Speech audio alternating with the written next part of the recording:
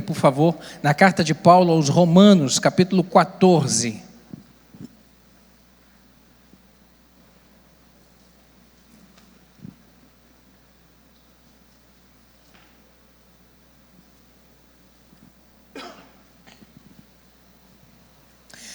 Essa manhã nós estamos estudando a respeito de essas últimas lições sobre relacionamento interpessoal no corpo de Cristo, lições tão preciosas que têm nos ensinado a respeito da forma como o que devemos fazer para relacionarmos melhor, nós como família do Senhor, como corpo de Cristo. E nessa manhã nós vamos estudar sobre a tolerância cristã.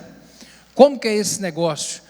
Como que é o nosso relacionamento interpessoal, até que ponto o respeito, comunhão, harmonia no corpo do Senhor, aceitação, nós veremos a respeito disso aqui, a respeito de diferenças, formas de aceitar uns aos outros, a instrução da palavra do Senhor a respeito do que é aceitar, até onde, ou o que é possível tolerar, o que é intolerável. Então nessa manhã nós veremos a respeito desses assuntos. Gostaria de te convidar a ficar em pé, para em reverência nós lemos a palavra do Senhor. Romanos capítulo 14, a partir do verso 1, o apóstolo Paulo vai dizer o seguinte: ora, quanto ao que está enfermo na fé, recebei-o, não em contendas sobre dúvidas, porque um crê que tudo se pode comer, e outro que é fraco, come legumes. O que come, não despreze o que não come. E o que não come, não julgue o que come, porque Deus o recebeu por seu. Quem és tu que julgas o servo alheio? Para seu próprio Senhor, ele está em pé ou cai, mas estará firme, porque poderoso é Deus para o firmar. Um faz diferença entre dia e dia, mas outro julga iguais todos os dias. Cada um esteja inteiramente seguro em seu próprio ânimo. Aquele que faz caso do dia, para o Senhor o faz. O que come, para o Senhor come, porque dá graças a Deus. E o que não come, para o Senhor não come, e dá graças a Deus. Porque nenhum de nós vive para si, e nenhum morre para si. Porque se vivemos, para o Senhor vivemos, e se morremos, para o Senhor morremos. De sorte que ou vivamos ou morramos, nós somos do Senhor. Foi para isto que morreu Cristo, e tornou a viver, para ser Senhor, tanto dos mortos como dos vivos. Mas tu, por que julgas teu irmão? Ou tu também, por que desprezas teu irmão? Pois todos haveremos de comparecer ante ao tribunal de Cristo, porque está escrito: pela minha vida, diz o Senhor, todo joelho se dobrará diante de mim, e toda língua confessará a Deus, de maneira que cada um de nós dará conta de si mesmo a Deus. Amém. Até aqui. Feche seus olhos, vamos orar mais uma vez. Pai, te damos graças por estarmos na tua casa, por esta manhã, termos esse privilégio de virmos, nos reunirmos aqui, entregarmos ao Senhor o nosso louvor, a nossa adoração, apresentarmos ao Senhor o nosso culto, e agora que vamos nos assentar em volta da tua palavra, lhe rogamos graça de entendimento. Eu lhe peço, Espírito Santo, que o Senhor deite sobre cada um de nós aqui uma porção de entendimento e compreensão da palavra do Senhor, e eu lhe peço que o teu Espírito Santo fale de uma maneira individual ao coração de cada um dos meus irmãos, pois estamos ansiosos e desejosos de sermos fortalecidos pela tua palavra nessa manhã. Dá-me graça para transmitir essa mensagem. Eu dependo do Senhor, inteiramente de Ti, e o Senhor sabe disso. Fala conosco, aquieta os nossos corações, toda distração, todo e qualquer pensamento, meu Deus, do maligno que queira roubar a atenção e essa palavra, eu lhe peço que o Senhor repreenda pelo poder que é no nome de Jesus. E é assim que eu lhe oro, já lhe dando graças por todo o bem que eu creio que o Senhor fará a nós, em nome de Jesus, amém. Você pode se assentar, querido? O objetivo, como eu disse aqui, o título da nossa lição é a tolerância cristã, e alguns objetivos aqui a lição traça para nós, como o primeiro deles é entender que nossas diferenças de gostos e opiniões não podem nos dividir. Nós somos diferentes, e nós temos, dentro da nossa personalidade, dentro da nossa vontade, a nossa forma própria de pensar, a nossa forma própria de desejar as coisas, temos opiniões divergentes, dentro do corpo de Cristo, e isso é inteiramente normal, porque nós somos diferentes uns dos outros. Agora, o que a palavra do Senhor vai nos mostrar nessa manhã é que as nossas diferenças, elas não podem nos dividir. Jamais. Jamais. Elas, na verdade, têm que ser para agregar. A sua forma de pensar, diferente da minha, vai nos agregar a construir algo melhor, vai ampliar a minha visão a respeito de uma percepção que eu não tinha, que você teve. Você vai, de repente, entender, dentro de uma limitação de visão, aquilo que o Senhor está dando de instrução para a igreja dele, que você vai entender, não, realmente isso é o melhor.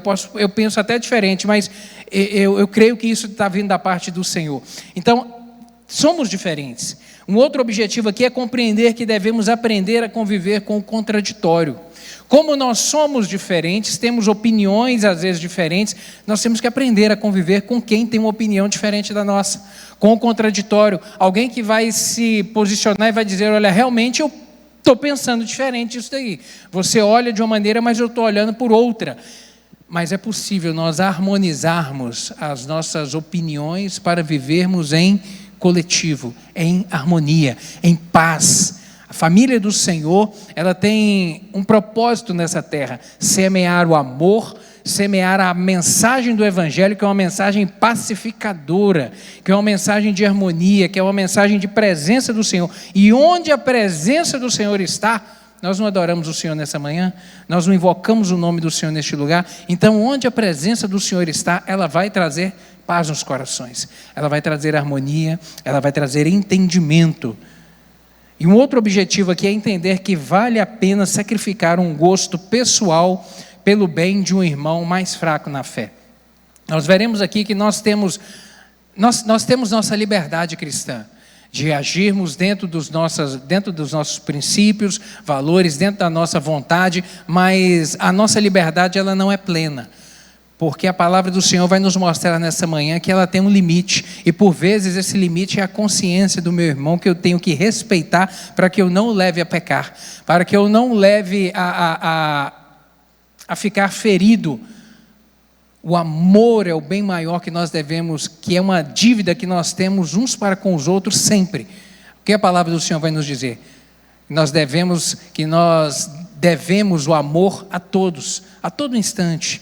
E o amor implica, por vezes, em renunciar à vontade, em deixar de fazer o que eu gosto, ou o que eu gostaria de fazer, pelo bem da igreja do Senhor, pelo bem do meu irmão, que às vezes é mais fraco na fé, é mais fraco no entendimento.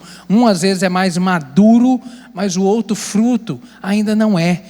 Ainda tem uma visão limitada a respeito das coisas cristãs, e por isso eu tenho que respeitá-lo. Nós veremos aqui a respeito do que é o certo e o que é o errado, o que pode e o que não pode. Vamos avançar um pouco mais aqui a respeito de tolerância. O dicionário ele vai dizer que tolerância, o significado de tolerância é a tendência a admitir modos de pensar e de agir e de sentir que diferem dos de um indivíduo ou um grupo determinado. Ou seja, é a aceitação, é a tendência de admitir uma forma de pensar, uma forma de agir, uma forma de sentir diferente da de um indivíduo ou da de um grupo de pessoas. Só que essa definição, o conceito contemporâneo de tolerância, ele tem sido confundido com transigir. E transigir tem um significado completamente diferente. Transigir significa chegar a acordo, condescender, ceder. E são coisas diferentes. É preciso entender que a justiça de Deus, querido, ela não tolera crenças ou ações pecaminosas. Não tolera.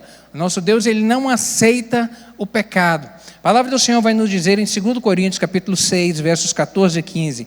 Não vos prendais a um jugo desigual com os infiéis, porque que sociedade tem a justiça com a injustiça?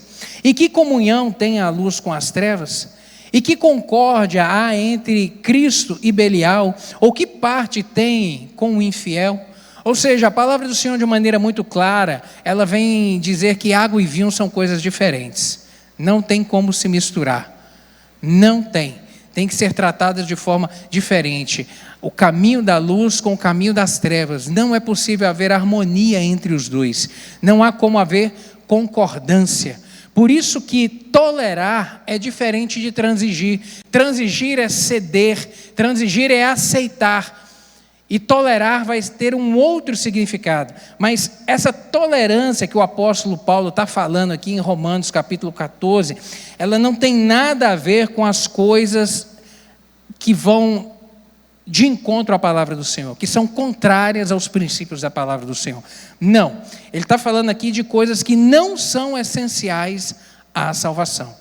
Essa tolerância aqui, ou eu tolerar o jeito do meu irmão, ou a forma dele agir, não está se referindo às coisas essenciais à salvação. Não está se referindo a pecado. Esse tolerar aqui está se referindo à forma de agir que não implica na salvação da pessoa. Diante disso aqui é necessário a gente destacar duas coisas que o crente não pode tolerar de maneira alguma. Uma delas, eu já disse, que é o pecado. A palavra do Senhor nos fala de uma maneira muito clara, em diversos textos, a respeito de nos afastarmos do pecado, afastarmos até mesmo da aparência do mal, aquilo que pode sugerir ser pecado na nossa vida. Temos uma aversão. É lógico que, pastor, todos os dias a gente peca, sim.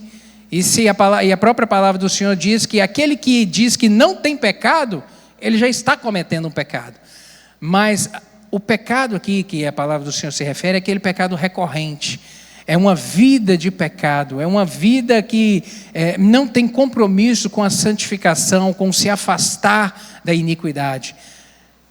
Isaías capítulo 59, versos 1 e 2, o profeta vai dizer o seguinte: eis que a mão do Senhor não está estendida, para que não possa salvar, nem surdo o seu ouvido para que não possa ouvir, mas as vossas iniquidades fazem separação entre vós e o vosso Deus, e os vossos pecados impedem que Ele vos ouça. Ou seja, Deus, Ele é um Deus que Ele sempre está com a mão estendida para nos abençoar. O nosso Deus é um Deus de favor, de misericórdia, de bondade, de graça. É um Deus presente, é o Jeová Shammah, é aquele que está do nosso lado, é o Emanuel, que é o Deus conosco, é aquele que caminha ao nosso lado e que tem prazer em nos abençoar. Mas a sua palavra vai dizer que os nossos pecados fazem separação entre nós e Ele, e impede que Ele vos ouça, e impede que Ele ouça por vezes o nosso clamor nos momentos de aperto, quando estamos afastados dEle. Lembra do povo de Israel, depois que entram na terra prometida, ali com Josué? Todo o livro de Josué tem a narrativa da história da conquista da terra. Depois de Josué vem o livro de Juízes. O livro de Juízes narra um período de mais ou menos 300 a 350 anos da história de Israel, onde eles viveram altos e baixos, onde eles viveram tempos de santificação e tempos de pecado. E ali diz que todas as vezes que o povo se afastava do caminho da verdade, se afastava dos princípios do Senhor, se davam à idolatria a deuses, ignoravam a adoração ao Senhor, eles começavam a viver tempos de ruína, tempos de aperto. Os inimigos, a bênção de Deus era tirada de sobre eles, Deus tirava a sua mão de sobre esse povo, e os inimigos começavam a pelejar e a dominá-los, e a subjugá-los, e a oprimi-los, e a roubá-los, e eles começavam a viver tempos de angústia, de desespero, e clamavam a Deus e não tinham socorro, porque estavam em pecado. Até que, pela grande misericórdia do Senhor, Deus levantava um juiz para promover libertação, para guerrear, para liderar o povo na peleja, e o juiz, ele levantava e ele chamava o povo ao arrependimento, a voltarem-se para o Senhor, e era um instrumento de Deus para promover libertação naquele tempo de opressão dos inimigos. E durante o tempo de vida daquele juiz, às vezes teve juiz ali que foi juiz durante 1 ano, outros 5, 10, 15, 20, 40 anos, teve juiz que durante o seu tempo de vida de 40 anos ali, liderou o povo viveu em santidade ao Senhor, mas depois que aquele juiz morria, a Bíblia diz que o povo voltava a se afastar do Senhor e, portanto, vivia tempos de dificuldade. Então, querido, a palavra do Senhor, ela é muito clara a dizer para nós que nós devemos nos afastar do pecado. E o apóstolo Paulo, ele foi informado nesse tempo aqui, por exemplo, que lá na igreja em Corinto, estava acontecendo dentro da igreja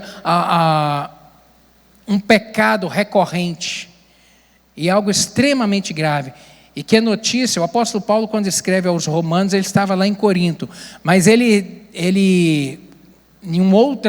durante a sua viagem, da sua segunda viagem missionária, da sua primeira viagem missionária, ele recebe informação do que estava acontecendo lá na igreja em Corinto. Ele escreve uma carta, a carta de 1 aos Coríntios, e no capítulo 5, ele vem tratar a respeito de um pecado de imoralidade sexual que estava acontecendo dentro da igreja. Era um homem que estava coabitando, ou seja, mantendo relacionamento sexual com a mulher do seu pai, com a sua madrasta. 1 Coríntios capítulo 5, verso 1, o apóstolo vai dizer: geralmente se ouve que há entre vós imoralidade, e imoralidade tal como nem mesmo entre os gentios. Ou seja, o que estava acontecendo dentro da igreja era algo tão absurdo que até aos olhos do povo era algo extremamente absurdo. Imoralidade tal como nem mesmo entre os gentios, ou seja, nem mesmo entre os não cristãos, nem mesmo entre o povo do mundo. Isso era absurdo o que estava acontecendo ali dentro da igreja. Isto é, haver quem se atreva a possuir a mulher de seu próprio pai. E o apóstolo, ele ficou indignado porque ele tomou conhecimento de que aquilo estava acontecendo e aparentemente a igreja resolveu não tratar aquele problema. E o pecado estava ali sendo cultivado dentro da igreja. Ele fica impressionado com isso. Ele vai dizer no verso 2: e contudo, andais vós ensoberbecidos e não chegastes a lamentar, para que fosse tirado do vosso meio quem tamanho ultraje praticou. Ele vem dizer: olha, eu estou impressionado com vocês que conhecem a verdade, mas que estão tolerando o pecado. E lá no verso 13 do capítulo 5, ele vem orientar então e dizer que essa pessoa deveria ser retirada do corpo do Senhor, para que ele se arrependesse do seu pecado. Verso 13: mas Deus julga os que estão de fora, tirai, pois, entre vós esse iníquo. Ou seja, não é possível haver compatibilidade com o pecado. O povo de Deus deve ser um povo santo. Uma outra coisa que não pode ser tolerada jamais são as heresias. E heresia é todo e qualquer tipo de ensinamento contrário à verdade da palavra do Senhor. E a Bíblia diz que nós devemos nos afastar, não podemos aceitar, não é possível haver condescendência. Segundo João, segunda carta do apóstolo João, capítulo 1, verso 9, ele vai dizer: todo aquele que não permanece no ensino de Cristo, mas vai além dele, não tem Deus. Quem permanece no ensino tem o Pai e também o Filho. A palavra do Senhor diz que é necessário termos cuidado. Cuidado com heresias. E heresias não é algo da atualidade, querido.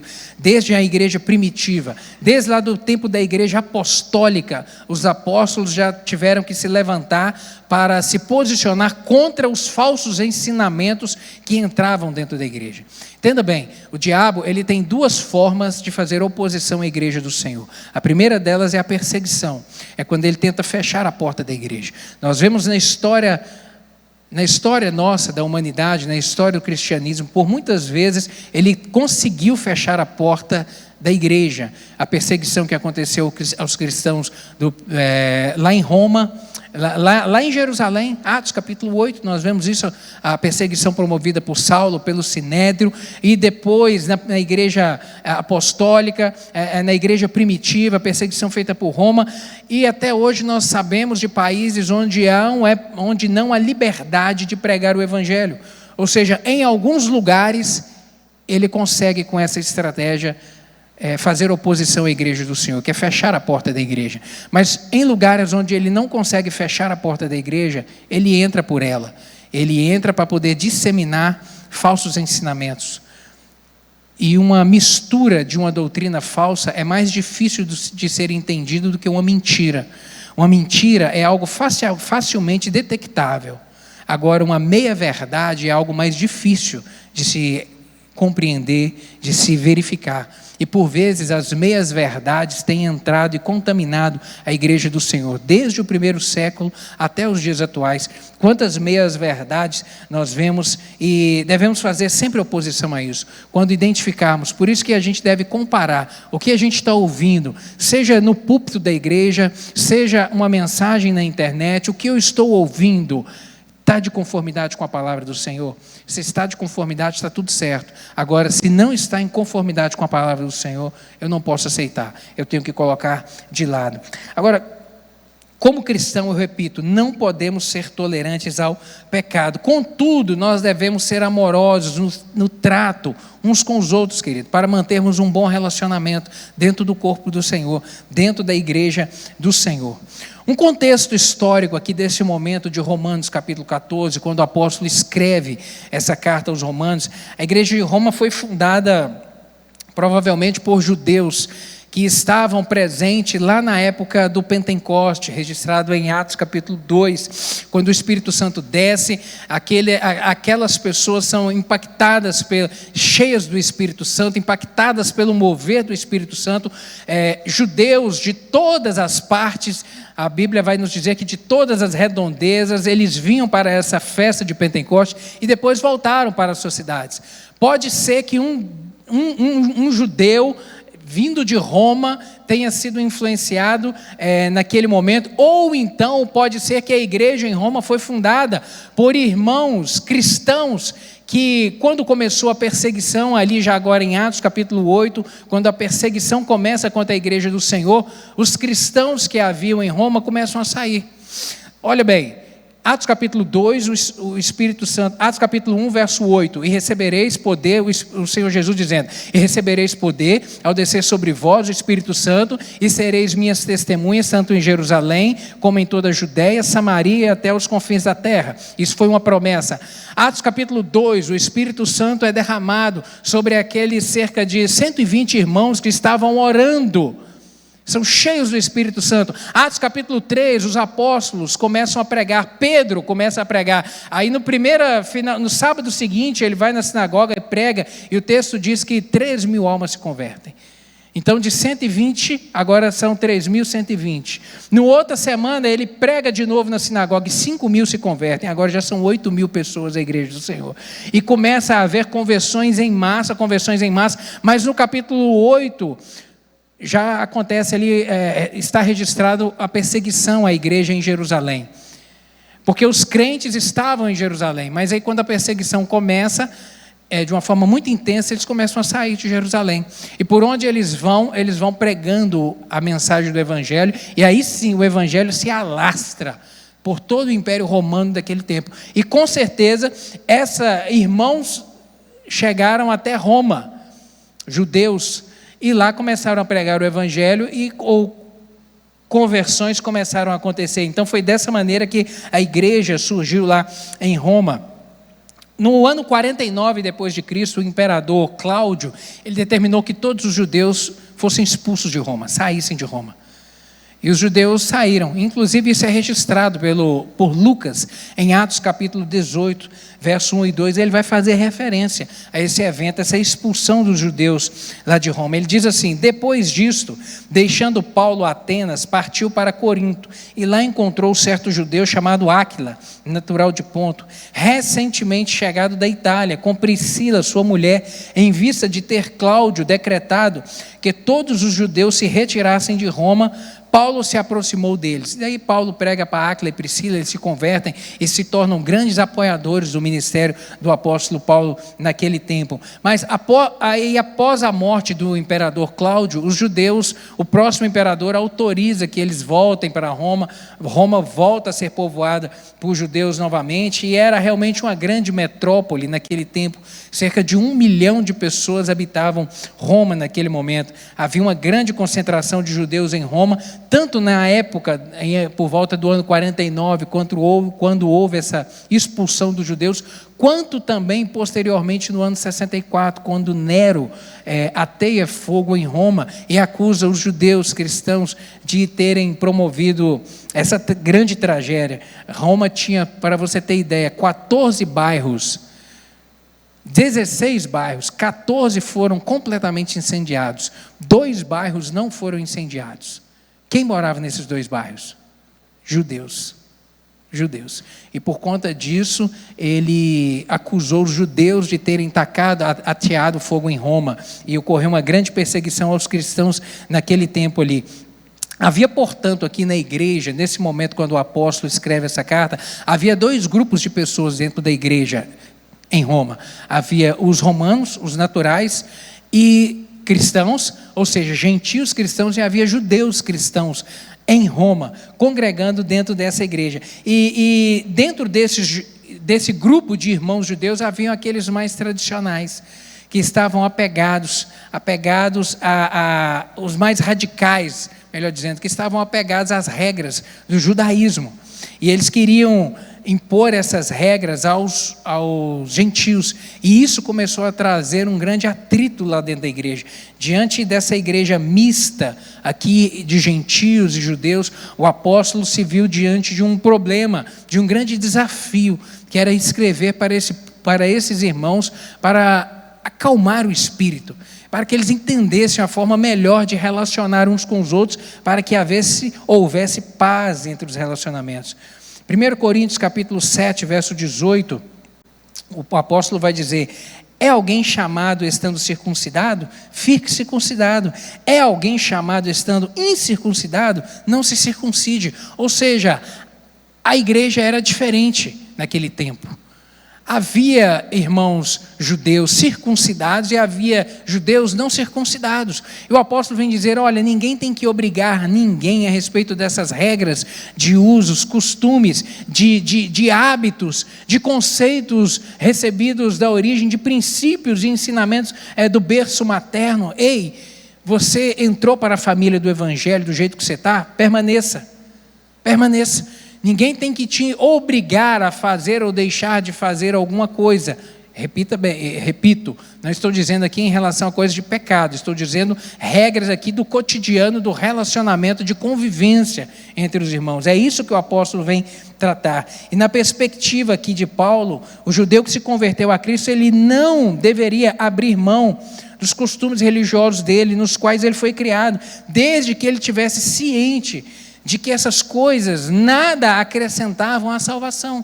Era apenas uma questão de consciência. Ou seja, no judaísmo, o judeu criado dentro da cultura judaica, no judaísmo, ele tinha regras sobre questões alimentares. E o apóstolo está dizendo: olha, não tem problema nenhum você continuar com seus hábitos e costumes, porque isso não interfere em nada na salvação.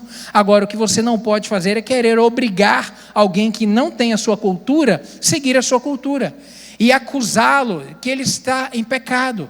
É isso que o apóstolo vem tratar. Gálatas capítulo 5, verso 6, ele vai dizer, o mesmo apóstolo Paulo: porque em Jesus Cristo nem a circuncisão, nem a incircuncisão tem valor algum, mas sim a fé que opera pelo amor. O apóstolo ele vai tratar desse tema circuncisão, porque a circuncisão foi um outro problema que afligiu muito a igreja daquele tempo. Porque veja só, Cristo, como judeu, ele vem, e os judeus achavam que o evangelho de Cristo era somente para eles. Mas Jesus já havia falado que não, que a mensagem era para todos. E quando o evangelho alcança os gentios, gentil é todo aquele que não é judeu. Quem não é judeu é gentio, brasileiro é gentio. Então, quando os outros povos começaram a receber a mensagem do evangelho e aceitar a Cristo, e começaram agora a conviver juntos, dentro do mesmo ambiente, judeu e não judeu, os judeus, uma das coisas que eles pensavam que seria correto era que os não judeus se circuncidassem. E a igreja, a liderança da igreja naquele tempo, teve que inclusive tratar desse assunto, promovendo uma reunião lá em Jerusalém. Atos capítulo 15, registra lá o concílio de Jerusalém, onde a igreja vai decidir se é necessário circuncidar ou não circuncidar. E foi entendido pelos apóstolos naquele momento que a circuncisão era uma questão cultural, não era uma questão para a salvação. E por isso eles decidiram: não, os gentios não são obrigados a se circuncidarem, porque é uma questão de cultura. E aí o apóstolo Paulo vem tratar essa questão cultural, ou seja, respeite a cultura de quem é diferente de você, quando não se trata de coisas, de hábitos, de costume ou de práticas que vão comprometer a salvação. Se não compromete a salvação, está tudo certo, é apenas questão cultural. Da mesma forma que o gentio que foi alcançado pela graça salvadora, ele não necessitaria praticar os costumes judaicos para ser salvo. as principais divergências que o apóstolo vai tratar nesse capítulo 14, que são duas coisas: diferença de comida e diferença aqui de dias. Ele vem falar no verso 5 e 6, diferença de dias. Esse aqui se refere não à questão do sábado, mas à questão das festas judaicas, que os judeus guardavam as festas que Deus instituiu para eles, e os gentios não tinham esse hábito. Então o apóstolo vem dizer: olha, quem guarda o dia da festa, que guarde, mas que não obriga quem não tem essa cultura a guardar esse ritual. Diz respeito às festas judaicas. A intolerância aqui dos judeus, ela realmente cresceu. Os romanos aqui, eles não tinham qualquer liturgia alimentar. Ou seja, os romanos como gentios, eles não tinham as mesmas regras alimentares que os judeus tinham. E isso realmente foi uma pedra de tropeço aqui nos relacionamentos desses dois grupos dentro das igrejas. Os judeus radicais exigiam que os membros da igreja romana praticassem as mesmas regras de dieta, alimentares. Por exemplo, os judeus mais radicais eram vegetarianos. Os gentios não, os romanos comiam carne, naturalmente, sabe? E isso gerou esse problema de costume, gerou essa dificuldade no relacionamento aqui.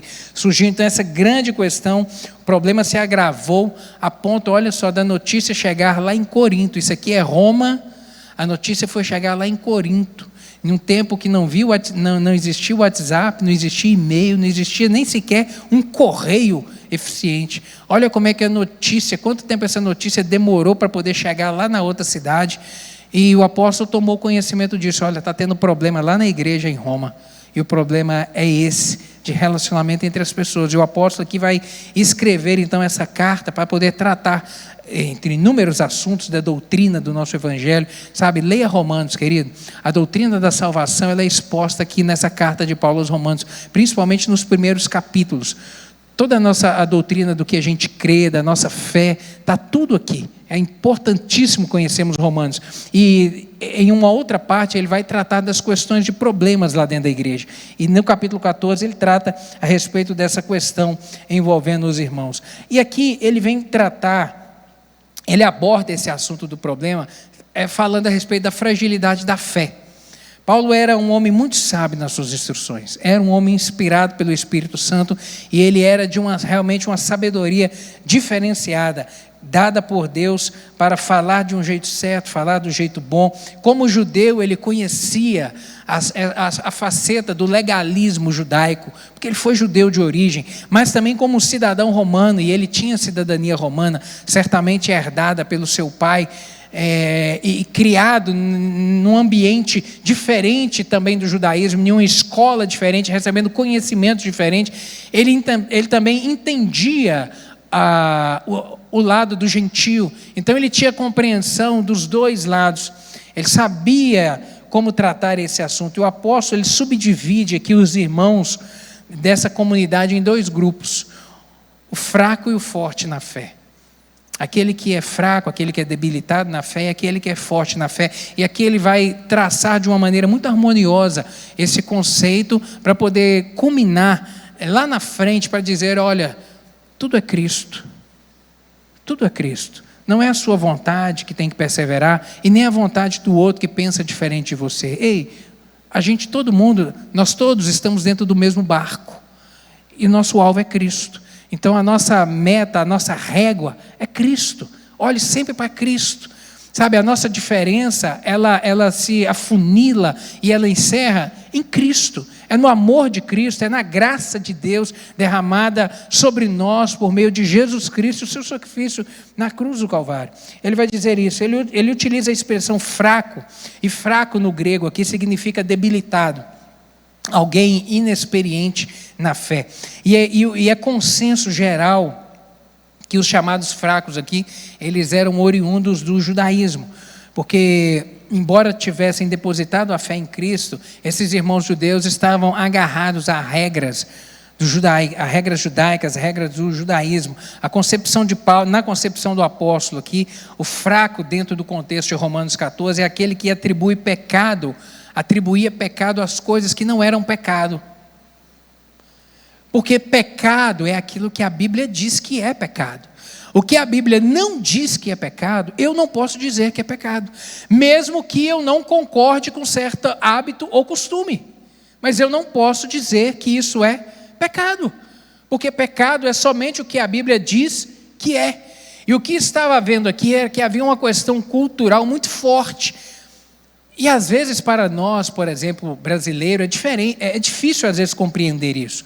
Porque nós, culturalmente falando, nós não temos regras, nós não fomos criados em um contexto de regras na nossa sociedade. Eu digo regras aqui, regras rígidas, princípios rígidos na nossa sociedade. Por exemplo, nós sequer às vezes sabemos o nome dos nossos ancestrais. Você lembra, você sabe quem é o nome do seu tataravô? No máximo a gente lembra do vô e do bisavô. E acabou. Então nós não temos tradição histórica, culturalmente falando, nós não temos. Talvez por conta da miscigenação com que o nosso povo foi constituído. Agora, judeu não. Judeu é judeu, casa com judeu, vive com judeu. Então eles têm essa questão histórica muito forte, muito enraizada neles. As questões dos princípios, da cultura, muito enraizada, muito uniformizada, porque ela é também diretamente influenciada por princípios da lei mosaica. Então, nós como gentios, temos às vezes dificuldade de compreender, mas o apóstolo ele entendia isso, porque ele sabia, ele veio dessa origem, então ele sabia dessa questão cultural muito forte no judeu, e ele entendia também o gentio, porque o gentio não teve essa formação. E aí ele vem falar aqui que o judeu que tem essa tradição muito enraizada nele, ele entende, olha, ele entregou o coração para Jesus, mas as regras do contexto histórico dele são tão fortes que não permitem ele abrir a sua visão para entender coisas que não são pecado e que ele vem carimbando de pecado, que na verdade não são. A guarda de dias, dieta alimentares, questões morais não configuram pecado. Repito, pecado é o que a Bíblia diz que é pecado, e não posso passar disso. Assim, era uma postura errada aqui dos cristãos julgarem os outros por não observarem as suas regras. O pecado desses aqui tais era o julgamento. Um estava julgando o outro. Esse tipo de julgamento, o julgamento concernente à salvação, por quê? Porque esse grupo de irmãos judeus que olhavam para os gentios e que eles não praticavam as suas regras, eles os acusavam de estarem pecando, ou seja, de estarem até mesmo perdendo a salvação. E o julgamento para a salvação, ele compete somente a Deus e não a nenhum de nós. Agora, ele vem falar também dos fortes na fé. O forte aqui refere-se aos crentes maduros, aqueles que sabiam, que tinham um discernimento do certo e do errado, tinham um equilíbrio melhor na sua forma de pensar. No entanto, ainda assim, esses irmãos fortes na fé estavam pecando também, porque estavam errando, melhor dizendo. Porque o pecado deles, o pecado dos crentes fracos era o julgamento, agora o pecado dos fortes era o desprezo. Porque esse que tinha maturidade, que tinha entendimento, ele estava desprezando o seu irmão, dizendo que era de menor valor, que era alguém de menor importância. Os crentes fracos pecavam pelo zelo, no entendimento. Agora os fortes pecavam por ter entendimento sem amor. E como eu disse no início, que a Bíblia diz que nós não devemos dever nada a ninguém, a não ser o amor, a não ser o amor. A nossa medida, a régua do nosso relacionamento é o amor, que eu devo sempre a você, meu querido. Devemos sempre uns aos outros. E qualquer coisa sem amor perde sentido. Qualquer coisa sem amor, sabe? Qualquer coisa sem amor. O amor, ele é importantíssimo. 1 Coríntios capítulo 12, o apóstolo Paulo vem dizer a respeito disso. O que eu fizer ou deixar de fazer, se não tiver amor, de nada valerá. O amor é que faz a diferença, o amor é que nos une, o amor é que constrói, o amor é que edifica. O fato de sabermos que existem práticas que em nada afetam a nossa comunhão com Deus, não nos dá o direito de menosprezarmos aqueles que observam tais práticas, entendendo que são importantes para a sua espiritualidade. Ou seja, os judeus, eles acreditavam que aquelas regras eram importantes serem guardadas, então os gentios não poderiam desprezar os seus irmãos na fé por conta disso. Devemos abrir mão até mesmo do que é permitido, se isto leva o nosso irmão a tropeçar. Por isso que eu disse que, contextualizando isso para os nossos dias de hoje, nós devemos olhar para o nosso irmão e respeitar a diferença dele naquilo que não implica em pecado, e tratá-lo com amor sempre. E, se necessário for, até mesmo abrir mão da minha liberdade de fazer ou deixar de fazer alguma coisa para eu não ferir a consciência do meu irmão.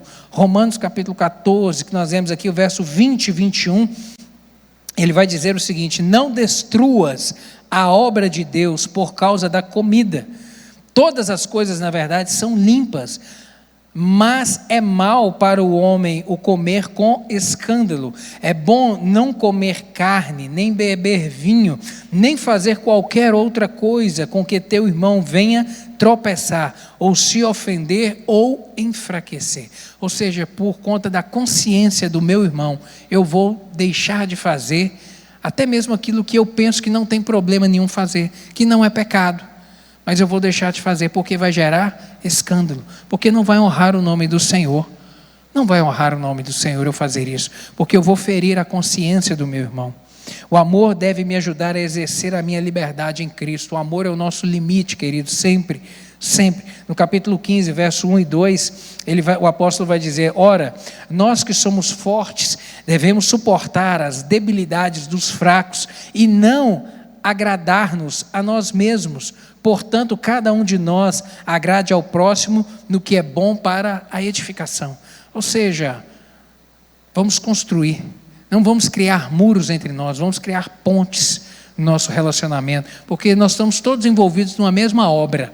A nossa obra é levantar o nome do Senhor, é proclamar o Evangelho de Cristo, é sermos instrumentos de Deus para abençoarmos a vida dos outros, e não na nossa forma de pensar, no nosso gosto, na nossa pessoalidade, na nossa individualidade, criarmos atrito entre nós, de maneira nenhuma. A fragilidade espiritual, que principalmente do recém-chegado ao Evangelho, ela precisa ser respeitada. E Paulo, de repente você pensa assim, que às vezes algumas coisas acontecem, por exemplo, no âmbito familiar, às vezes a gente pensa que uns problemas só acontecem dentro da nossa casa. Você já teve esse pensamento? Isso só acontece dentro da minha casa, não é possível. Não é possível. Não, mas acontece na casa do outro também. Porque nós somos iguais. E dentro da igreja, sobre o mesmo aspecto. Às vezes você pensa, não, é só na minha igreja que tem esse negócio. Não. Tem problema também na igreja do outro. O apóstolo Paulo teve que tratar esse mesmo problema aqui da igreja de Roma, lá na igreja de Corinto. Olha só, tempos depois ele teve que tratar o mesmo problema. E ele escreve lá em 1 Coríntios, capítulo 8, versos 11 a 13, ele vai dizer: e pela tua ciência perceberá o irmão fraco, pelo qual Cristo também morreu. Ora, pecando assim contra os irmãos e ferindo a sua fraca consciência, pecais contra Cristo. Por isso, se a comida escandalizar a meu irmão, nunca mais comerei carne, para que meu irmão não se escandalize. Ou seja, o mesmo problema da dieta alimentar, o mesmo problema da questão alimentar entre gentio e judeu, estava acontecendo lá na igreja de Corinto, e o apóstolo tem que tratar do mesmo assunto. O que a gente aprende com isso, querido? Todos nós somos iguais.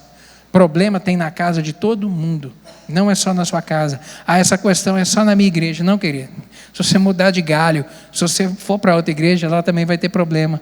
Por quê? Nós somos gente, nós pensamos diferente, nós agimos de forma diferente. E aqui começou a acontecer dentro da igreja aqui um desprezo pelo divergente. Por isso que o título dessa aula é Tolerância Cristã. Porque a intolerância, ela gera o desprezo. E o desprezo é pecado. Porque a minha régua de tratamento com meu irmão é o amor. A intolerância aqui dos judeus pelos não-judeus, em razão dessa liturgia alimentar, levou os irmãos aqui da comunidade a um desprezo mútuo. A igreja de Roma aqui estava dividida, estava parecendo com a igreja lá de Corinto, que também se viu dividida por uma outra questão, sobre preferência de pastores. Um preferir a mensagem de um pastor e o outro de outro. Lembra disso? 1 Coríntios capítulo 1, Paulo vai tratar disso. Ele vai dizer, verso 11 a 13, porque a respeito de vós, irmãos meus, me foi comunicado, olha só, o apóstolo não estava, a mensagem chegou lá nos ouvidos dele, me foi comunicado pela família de Cloe, que há contendas entre vós. Quero dizer com isso que cada um de vós diz: eu sou de Paulo, o outro eu sou de apóstolo, eu de Cefas e eu de Cristo. Está Cristo dividido? Foi Paulo crucificado por vós? Ou fostes batizados em nome de Paulo?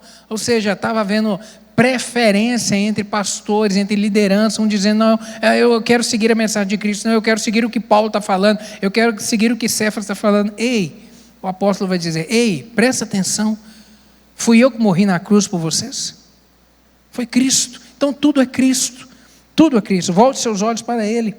E o apóstolo vai dizer ainda no capítulo 14 aqui: o que come, não despreze o que não come. Ou seja, se você faz ou deixa de fazer alguma coisa por consciência, por maturidade, não despreze aquele que faz ou deixa de fazer diferente de você. Desprezar, eu repito, significa desconsiderar, ignorar.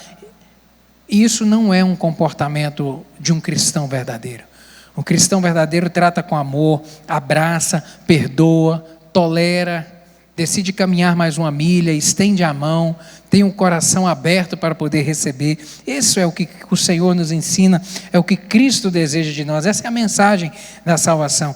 Na medida do possível, devemos prestar a todos o auxílio com amor, sabe, tratando de uma maneira boa a todos. Outros malefícios aqui, a lição vai falar a respeito da intolerância. Paulo fala aqui de um zelo sem entendimento, sabe, dos próprios judeus. O zelo aqui demasiado é um zelo sem entendimento, estava se transformando num legalismo, e isso infelizmente contribuiu para a queda de muitos irmãos na fé, tanto ao longo da história, como inclusive nos dias atuais também. Um legalismo, um zelo despropositado por coisas não essenciais para a salvação, ainda que movido pelas melhores das intenções, é a razão aqui de muitos problemas entre a igreja do Senhor, entre pessoas. Todo zelo excessivo, querido, ele é pernicioso. Todo zelo excessivo, entenda isso, excessivo, porque nós devemos zelar sim, mas com amor. Ou seja, o zelo no trato um com o outro, por exemplo, a respeito do cuidado da casa do Senhor. O zelo com, por exemplo, os bancos da igreja onde você está sentado. Devemos ter zelo com isso? Devemos. Devemos ter cuidado com isso? Devemos. Isso é a casa do Senhor. Isso aqui não é qualquer lugar, não. É um lugar que nós devemos ter respeito, devemos ter reverência. Agora, por exemplo, nós podemos, um banco desse que você está vendo, que ele é de tecido, uma criança andar em cima desse tecido, está certo? Não. Pode? Não pode. Vai sujar, vai rasgar, vai causar prejuízo. Não está certo, a gente tem que ter cuidado. Agora, a minha forma de tratar uma criança dessa, eu posso tratá-la também de qualquer jeito? Não. Até mesmo corrigir ou chamar a atenção deve ser feito com amor. É isso que o apóstolo está dizendo aqui. Tem que ser feito com amor. Tem que ser feito com amor, com trato, com zelo, com respeito. Então é esse o cuidado que nós devemos ter no relacionamento, a todo momento, até no momento de corrigir o irmão, até no momento de advertir, de falar: olha, cuidado com esse negócio, olha, repito, não é questão de correção em relação a pecado, é hábito. Olha, eu acho que esse hábito não é bom, não. Toma cuidado com isso aí, sabe, tratar com jeito bom. O excesso de zelo, ele é pernicioso. A intolerância aqui, ela pode realmente destruir a obra de Deus. Lidamos com questões hoje que às vezes não são questões alimentares, nós lidamos com outras questões, mas que afetam os relacionamentos. Hoje nós lidamos dentro da igreja do Senhor, por exemplo, com questões de liturgia, teologia, ética, que são os usos e costumes, questões administrativas. São essas as coisas que geram às vezes desentendimento dentro da igreja do Senhor, dentro do corpo de Cristo. Por exemplo, intolerância na liturgia. Intolerância na liturgia é a discussão sobre a forma do culto. Sabe, alguns preferem, por exemplo, os hinos da harpa cristã, hinos tradicionais. Outros vão ter uma preferência por músicas mais modernas. Um vai gostar que o louvor seja com instrumentos... órgão, orquestra. O outro vai ter um gosto por um instrumento metálico, por uma banda. Um vai gostar, por exemplo, de um louvor silencioso, que não bata nem palmas. O outro gosta de bater palma, gosta de pular. Sabe, essas questões de liturgia. E isso hoje afeta a igreja do Senhor, porque há lugares onde a coletividade age dessa maneira. Por exemplo, há igrejas que não se utilizam bater palma. Agora, bater palma é pecado? Claro que não. Mas há igrejas que culturalmente não utilizam isso. Agora, uma pessoa lá dentro resolver bater palma, quem é que é o errado? É ele. Se na coletividade ninguém bate palma e a gente entende que o melhor é não bater palma, por que você vai querer bater palma, meu querido? Por que você vai querer bater palma? Agora, é certo? É pecado? Não é pecado. Agora, convém? Não convém. Então, meu querido, encontre um lugar onde você vai ter pessoas semelhantes a você, que vão gostar de bater palma igual você, que aí você vai ficar feliz da vida, apaixonado por Jesus do mesmo jeito. Sabe?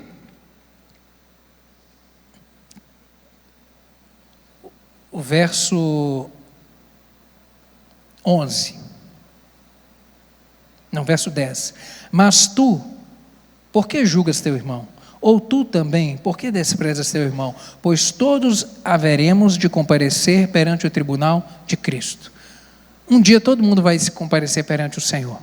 E uma das coisas que eu acho formidável, e é a estratégia de Deus, é essa diversidade de igreja. Diversidade de igreja. Porque não vai ter ninguém que vai poder chegar perante Deus e falar: Deus, eu não me adaptei em igreja nenhuma. Deus, eu não aceitei, não resolvi ficar firme na igreja, porque eu não adaptei em lugar nenhum. Porque tem igreja para tudo quanto é jeito. Eu digo igreja cristã. Tem a igreja que bate palma, tem a igreja da parede preta, tem a igreja da parede branca, tem a igreja que tem luz, tem a igreja que não tem luz. Não tem ninguém que vai poder falar: eu não me adaptei. Porque essa diversidade é uma bênção para o corpo de Cristo. Então, se você está num lugar que você não gosta de bater palma, vai para o lugar que você gosta de bater palma. Se você está num lugar que bate palma e isso te incomoda, então vai para o lugar que ninguém bate palma. E está tudo certo. Não tem problema nenhum em relação a isso. Então, essa questão da liturgia, ela realmente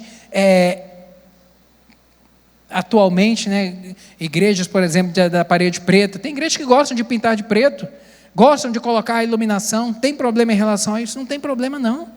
E para iluminação, para quem entende de iluminação, sabe que a melhor coisa é isso, um fundo preto atrás, é a melhor coisa para se tirar uma foto, para filmar, para transmitir, é a melhor coisa.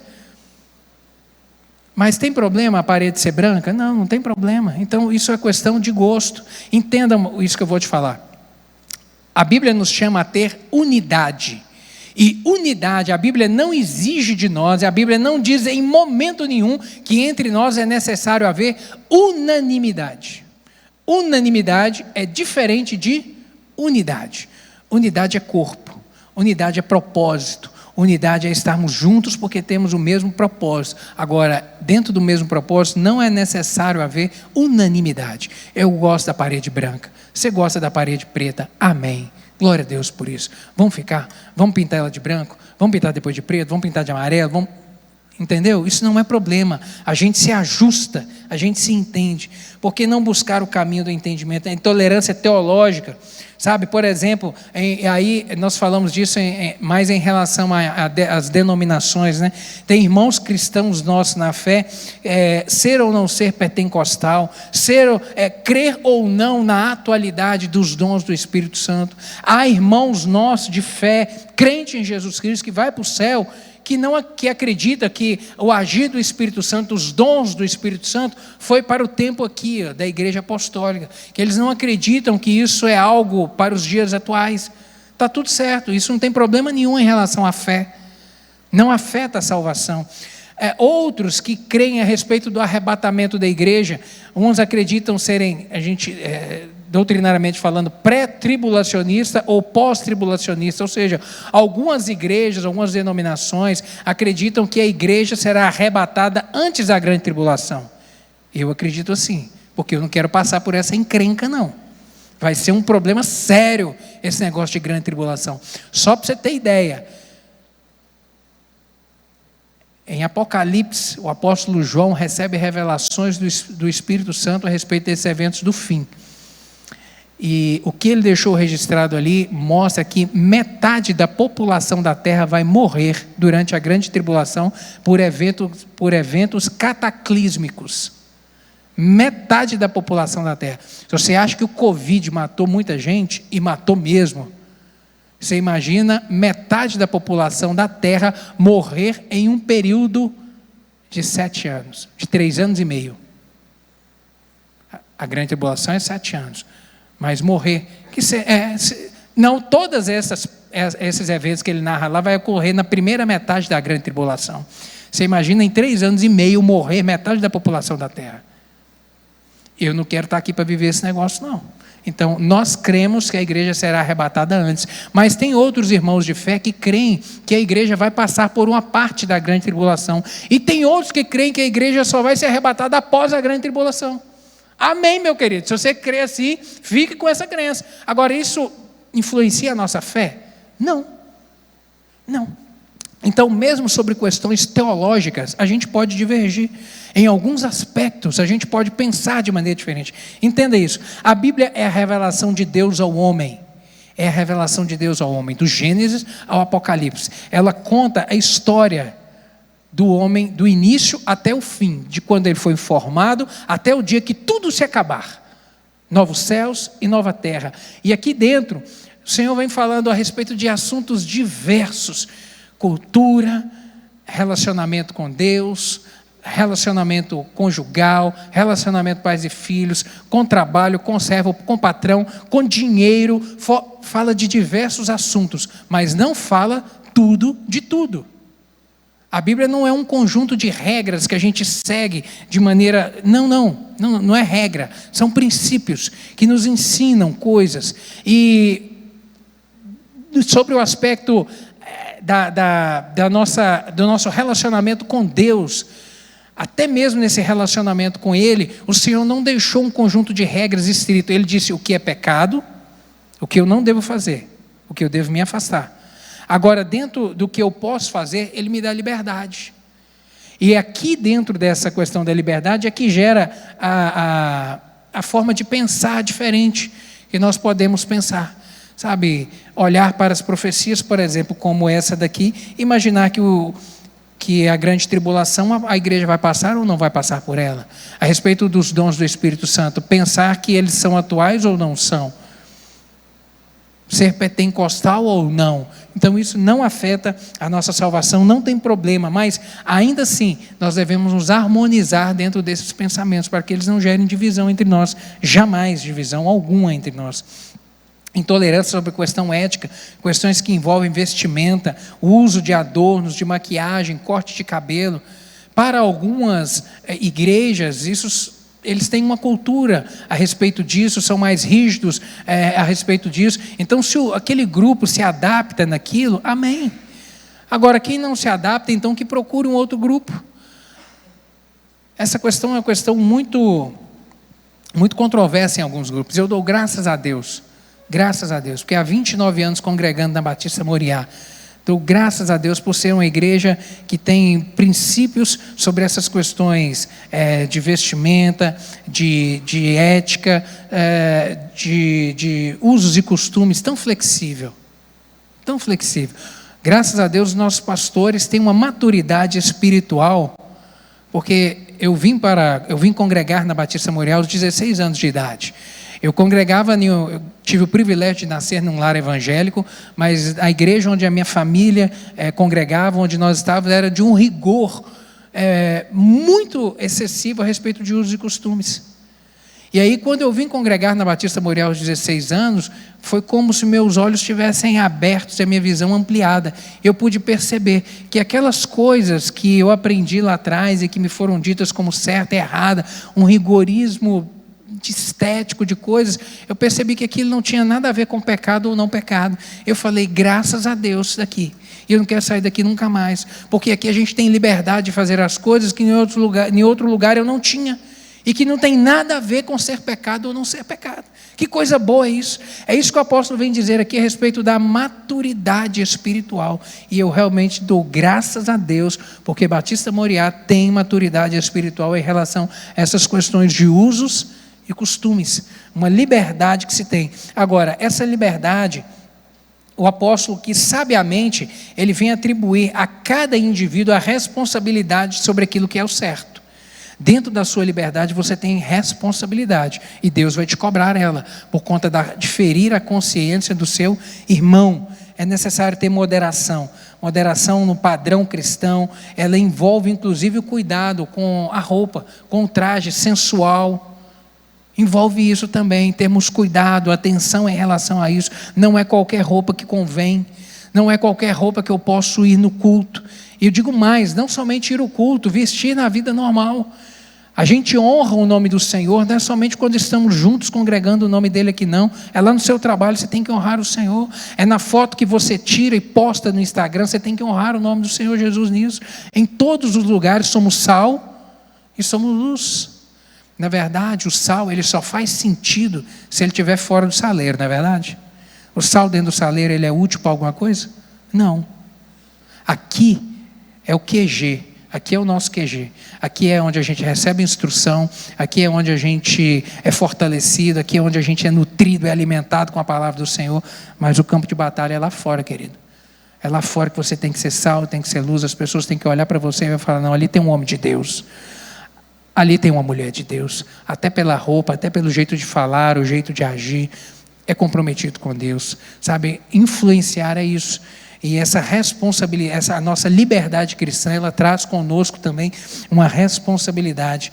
E para podermos terminar aqui, o apóstolo vem dizer que essa tolerância, em que consiste a tolerância? No respeito na opinião divergente, sabe? Para encontrar o equilíbrio aqui, o apóstolo ele vai defender a unidade da fé. 1 Coríntios capítulo 1, verso 10, ele vai dizer, rogo-vos, irmãos, pelo nome do nosso Senhor Jesus Cristo, que faleis todos a mesma coisa, e que não haja entre vós divisões, antes sejais inteiramente unidos, na mesma disposição mental e no mesmo parecer, ou seja, unidade. Propósito tem a ver com unidade, unidade tem a ver com propósito, é o nosso objetivo, aonde a gente quer chegar como igreja do Senhor. Nós queremos ver o crescimento, nós queremos almas salvas, nós queremos ver famílias restauradas, nós queremos ver relacionamentos conjugais fortalecidos, é isso que nós desejamos? Amém, então vamos trabalhar por isso. Não vamos deixar desviar a nossa atenção para que qualquer outra coisa venha causar divisão entre nós. A gente está no mesmo barco, vamos remar juntos. E aí a gente encontra realmente um caminho de paz. E paz no nosso relacionamento é o que todos devemos buscar.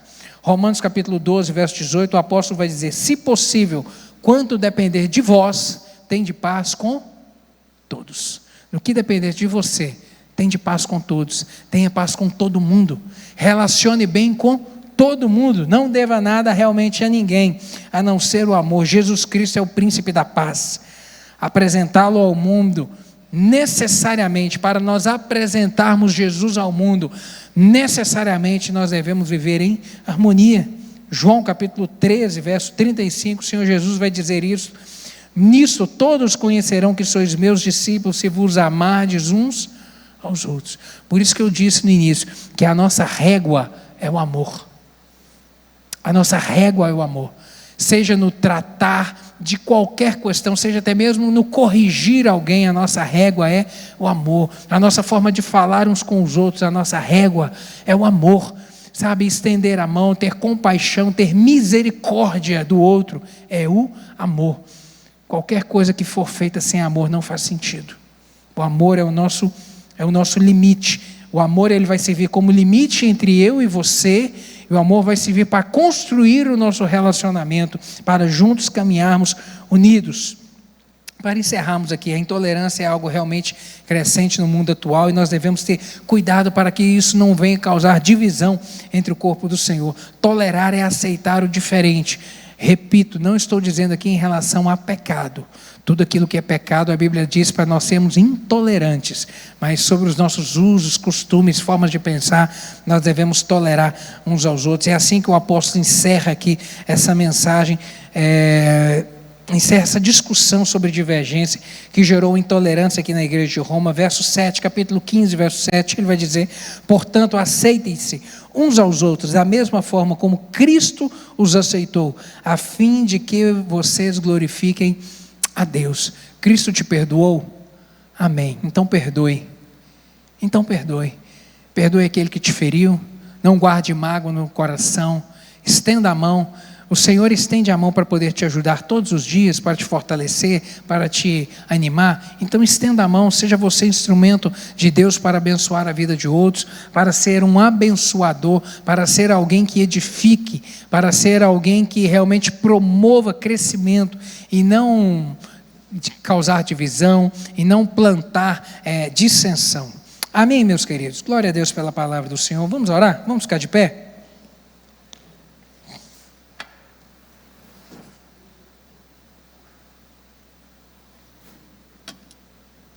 Feche seus olhos. Que bênção é a família do Senhor. Que bênção é a casa do Senhor. Que coisa boa é termos essa família da fé. Feche seus olhos. Peça ao Senhor: meu Deus, me ajude. Me ajude, Senhor, a ser instrumento do Senhor na vida do meu irmão. A ser alguém que plante amor, que plante paz, harmonia, que seja um fortalecedor da obra do Senhor. Seja alguém que contribua. Meu Deus, seja alguém que tenha disposição sempre de servir com alegria. Meu Deus amado, eu estou construindo uma vida aqui para eu viver a eternidade com o Senhor, e eu quero construir, meu Deus, empenhar todas as minhas forças para que essa família cresça, meu Deus, para que outros se acheguem. Meu Deus, eu quero ser boca do Senhor nessa terra, influenciar a vida de muitos, usar o meu Instagram para abençoar, para levar a palavra do Senhor a tantas pessoas. Meu Deus, usar minhas redes sociais, que onde eu entrar as pessoas me vejam e saibam que eu sou de Jesus, que as pessoas olhem para mim e saibam que eu sou de Jesus. Meu Deus, eu quero influenciar as pessoas para que a obra do Senhor cresça. Quero amar meu irmão, me ajude a ter um coração perdoador, amoroso, no trato com as pessoas, tolerar a diferença minha do meu irmão. Me ajude, meu Deus, e que a gente possa viver bem, sendo bênção do Senhor na vida uns dos outros. Obrigado, Deus, pela tua palavra nessa manhã. Obrigado que ela é tão encorajadora, desafiadora. Ela nos mostra, meu Deus, que nós somos diferentes, meu Deus, mas que o Senhor plantou em nós, na igreja do Senhor, algo chamado unidade de propósito. Meu Deus, o Senhor não requer de nós unanimidade na forma de pensar, mas unidade no propósito. E o nosso propósito é alcançar o céu. O nosso propósito é Cristo, é caminhar olhando firmemente para o autor e consumador da nossa fé, não desviarmos nem para a direita, nem para a esquerda, mas estarmos com os nossos olhos fixos em o Senhor, meu Deus, e sermos boca do Senhor nessa terra, porque foi para isso que Cristo nos chamou, meu Deus, para sermos salvos em Cristo Jesus e sermos abençoadores na vida dos nossos irmãos e na vida das outras pessoas que não te conhecem, levando esse amor à vida de outros. Nos ajuda, Senhor, nos ajuda, fortalece-nos como igreja do Senhor a cada dia mais, que venhamos, ó Deus, sermos perdoadores, meu Deus, amarmos mais, tolerarmos mais uns aos outros, meu Deus, abraçarmos mais, termos um maior cuidado, um carinho uns com os outros, meu Deus, entendermos que a nossa régua é Cristo. Cristo nos amou e devemos amar uns aos outros de uma maneira incondicional. Fortalece-nos como igreja a cada dia mais, meu Deus, e que nós possamos ver com os nossos olhos, plantar a semente, meu Deus, regarmos e vermos ela crescer. Meu Deus, que a cada dia mais novas famílias se acheguem a este lugar. Eu lhe peço, atraia dos 4 cantos dessa cidade novas famílias para congregarem aqui, que haja salvação, meu Deus, para promover salvação nessas casas, meu Deus, para promover restauração dessas famílias, em nome de Jesus. Quantas famílias desestruturadas precisando do Senhor, meu Deus, e nós temos a verdade. Nos ajude, meu Deus, a comunicarmos isso, a convidarmos, e que as pessoas possam aceitar o convite, vir à casa do Senhor, receber Jesus, terem suas vidas transformadas, restauradas, meu Deus, e que nós possamos ser instrumentos do Senhor, para que essa obra avance a cada dia mais, porque o tempo do fim está próximo. Jesus pode voltar a qualquer momento, e eu quero que eu e minha casa, e os meus amigos, meus colegas de trabalho, conheçam a Cristo e possam herdar o céu. Em nome de Jesus, nos move a isso, Espírito Santo. Nos tira do nosso conforto, do nosso conformismo, e que a gente seja instrumento do Senhor, meu Deus, para salvarmos a vida, meu Deus, de todos aqueles que ainda estão perdidos, em nome de Jesus. Despede-nos em paz, eu lhe peço. Nos concede um domingo guardado e abençoado pelo Senhor. Meu Deus, eu lhe peço que o Senhor abençoe os nossos jovens lá no acampamento que vão vir agora à tarde. Guarda aquele ônibus, guarda aqueles carros, livra do mal, em nome de Jesus. Coloca o teu anjo, meu Deus, à frente de cada carro e daquele ônibus, e assim como o Senhor levou, que o Senhor traga guardado pelo Senhor, em nome de Jesus. Livra de qualquer acidente, repreenda todo e qualquer demônio da estrada, em nome de Jesus. Traz os nossos jovens guardados pelo Senhor.